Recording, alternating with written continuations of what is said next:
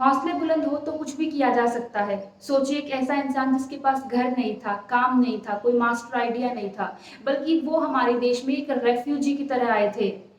एक वक्त पर अपना घर चलाने के लिए उन्हें तांगा चलाना पड़ता था और बाद में वही इंसान एक मल्टीनेशनल कंपनी के मालिक बने। नमस्ते, मेरा नाम प्रियंका है और आज बात करेंगे महाशय दी हट्टी एमडीएच के फाउंडर महाशय धर्मपाल गुलाटी जी के बारे में। वो आज हमारे बीच नहीं है, लेकिन जो उन्होंने काम किया है, जो उनका एंथुसियाज्म था या जो उनकी सोच थी, वो हमेशा हमारे बीच रहेगी। तो चलिए उनकी कहानी की शुरुआत करते हैं। इनका जन्म 27 मार्च 1923 में सियालकोट में हुआ था। इनके पिताजी का नाम श्री चुन्नीलाल गुलाटी था, जिनकी सियालकोट में महाशय दी हट्टी नाम की एक मसालों की दुकान थी। ये अपनी देगी मिर्च के करके इतने फेमस थे कि वहां इन्हें देगी मिर्च वाले कहकर भी बुलाते थे। इनका पढ़ाई में ज्यादा ध्यान नहीं लगता था, इसलिए शुरू से ही इन्होंने अलग अलग नौकरियों में अपना हाथ ट्राई करना शुरू कर दिया था।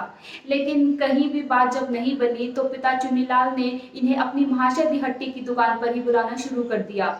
ये वहां पर बैठते, मेहनत करते, जो भी थोड़ा बहुत कमा पाते वो कमाते। 18 साल की उम्र में इनकी शादी हो गई और उसके बाद तो जैसे इन्होंने दोगुनी मेहनत करना शुरू कर दिया। महाशय दी हट्टी सही चलती थी तो ये भी वहां पर आराम से काम करते थे और परिवार में बहुत खुश रहते थे। लेकिन जिंदगी को तो कुछ और ही मंजूर था।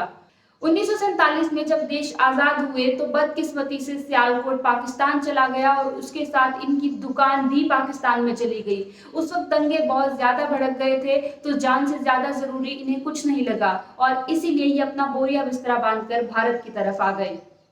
जेब में 1500 रुपए लेकर इन्होंने सियालकोट से चलना शुरू किया। सियालकोट से डेराबसी और डेराबसी से अमृतसर के एक रेफ्यूजी कैंप और उसके बाद ये दिल्ली आ गए। यहाँ पर कुछ दिन अपनी बहन के पास रुके और फिर एक खाली प्लॉट पर कब्जा करके इन्होंने अपना घर बनाया। लेकिन घर तो बना लिया, लेकिन उसे चलाने के लिए इनके पास कुछ नहीं था और तब इन्हें एक तांगा लेने की सूझी।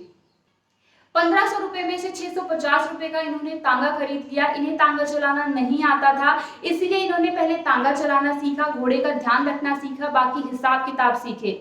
लेकिन जिंदगी में बहुत बार होता है ना कि हमें ये नहीं पता होता कि हमें क्या करना है, लेकिन हमें ये समझ आ जाता है कि हमें क्या नहीं करना है। और उनके लिए घोड़ा और तांगा एक ऐसी ही चीज साबित हुई। उन्हें 2 महीने में ये समझ आ गया कि वो तांगा नहीं चला सकते और इसलिए उन्होंने 2 महीने बाद उस तांगे को बेच दिया। सोचिए अगर उन्होंने उस वक्त सोचा होता कि मैं 1500 में से अपनी आधी इन्वेस्टमेंट, लगभग आधी इन्वेस्टमेंट इस तांगे में लगा चुका हूं और मुझे चलाना होगा, तो शायद उनके लिए जिंदगी रुक जाती, शायद वो ना हो पाता जो आज था। वो बड़े बुजुर्ग कहते हैं ना कि सिर्फ जीतने वाला ही नहीं बल्कि कहां पर क्या हारना है ये जानने वाला भी सिकंदर होता है। उनके पास इन्वेस्टमेंट के लिए ज्यादा पैसे नहीं थे, इसलिए अब समझदारी ही उनकी एकलौती साथी थी। उन्होंने सोचा कि क्यों ना रुकने से बेहतर है छोटी शुरुआत करी जाए, इसीलिए उन्होंने मसालों के एक खोखे की शुरुआत करी। इसी सोच के साथ वो आहिस्ता आहिस्ता आगे बढ़ते गए और सामान अच्छा था तो ग्राहक भी अपने आप बनते चले गए। 1960 का दशक आते आते उनकी दुकान करोल बाग की फेमस मसाले वाली दुकान बन गई और इसके बाद उन्होंने पंजाबी बाग और उसके बाद खारी बावली में एक दुकान खरीदी। हर प्रॉब्लम असल में एक अपॉर्चुनिटी होती है और ये बात आपको आगे की स्टोरी में समझ आ जाएगी। उनके सारे मसाले एक ही चक्की में पिसते थे और एक दिन धर्मपाल गुलाटी जी जब उस चक्की का मुआयना करने गए तो उन्होंने देखा कि मसाला पीसने वाला मसाले में मिलावट करता है ताकि वो ज्यादा मुनाफा ले सके। और धर्मपाल गुलाटी जी पहले से ही जानते थे कि अगर इमारत ऊंची बनानी हो तो मजबूती का ध्यान नींव से रखना पड़ता है और मजबूती का सबसे पहला तरीका है सही माल। इसके बाद उन्होंने सोचा कि वो अपने मसाले अपनी खुद की फैक्ट्री में पीसेंगे, लेकिन उनके पास फैक्ट्री लगाने के पैसे नहीं थे। फिर भी उन्होंने संयम रखा और अपने विजन के दम पर कुछ दिनों में आहिस्ता आहिस्ता पैसे इकट्ठे करे और कीर्ति नगर में अपनी पहली मसाला पीसने की फैक्ट्री खोली। एक फैक्ट्री से दूसरी फैक्ट्री, दूसरी से तीसरी और तीसरी से चौथी, और ये सफर चलता गया और उसके बाद ये इतने फेमस हुए कि इन्हें भारत का स्पाइस किंग कहा जाता है।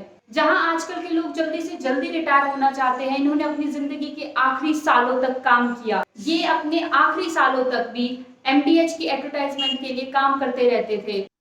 तो इस कहानी से हमें क्या क्या सीखने को मिलता है? पहली चीज़ है, ज़िंदगी में सक्सेस इस चीज़ पर डिपेंड नहीं करती कि आपने कितने अच्छे से चीज़ें प्लान करी हैं, बल्कि इस चीज़ पर डिपेंड करती है कि अगर आपके प्लान फेल हो जाते हैं या ज़िंदगी में हालात बदल जाते हैं तो आप कितनी जल्दी नया प्लान बना सकते हैं और उस पर काम कर सकते हैं। दूसरी चीज़ है कि ज़िंदगी में कोई भी शुरुआत छोटी नहीं होती। और तीसरी सबसे ज़रूरी चीज़ कि अगर आप खुद भी कोई फ़ैसला लेते हैं और अगर वो गलत साबित हो जाता है तो इसमें कोई बुराई नहीं है कि आप उस फ़ैसले को गलत मान लें और आगे बढ़ जाएं। सोचिए कि उस दिन अगर उन्होंने तांगा खरीद कर बेचा ही ना होता तो आज एमडीएच जैसी कोई कंपनी नहीं होती। इसी के साथ मैं आपको आज के लिए अलविदा कहना चाहूंगी और प्लीज आप कमेंट करके हमें जरूर बताइएगा कि आपको ये वीडियो कैसी लगी और आपको धर्मपाल गुलाटी जी की जिंदगी से क्या सीखने को मिला। Bye bye.